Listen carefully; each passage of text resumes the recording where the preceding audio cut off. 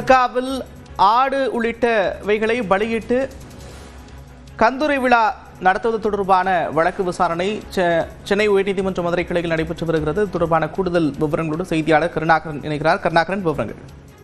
நந்தா, அதாவது திருப்பரங்குன்றம் மலை உச்சியில் சிக்கந்தர் தர்கா உள்ளது. இந்த தர்காவில் சந்தனக்கூடு மற்றும் கந்தூரி விழாவிற்கான கொடியேற்றம் கடந்த 21ஆம் தேதி நடைபெற்றது. வருகிற 6ஆம் தேதி கந்தூரி மற்றும் சந்தனக்கூடு விழா நடைபெற உள்ளது. இந்த சூழலில் கடந்த ஆண்டு கந்தூரி விழாவின் பொழுது ஆடு கோழி பலியிடுவதற்கு முயற்சி செய்தார்கள். அப்பொழுது பலியிடக்கூடாது என்று எதிர்ப்பு தெரிவித்ததை தொடர்ந்து அங்கு உயர்நீதிமன்றத்தில் வழக்கு தொடரப்பட்டது.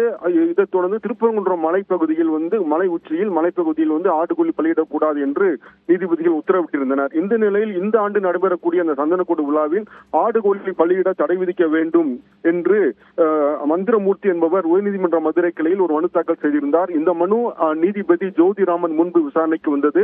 அப்பொழுது மனுதாரர் தரப்பு வழக்கறிஞர் கூறுகையில் ஏற்கனவே நீதிபதிகள் மலை உச்சியில் ஆடுகோழி பலியிட தடை விதித்துள்ளனர். எனவே அது குறித்து எந்த விதமான அறிவிப்பும் தற்பொழுது இல்லை.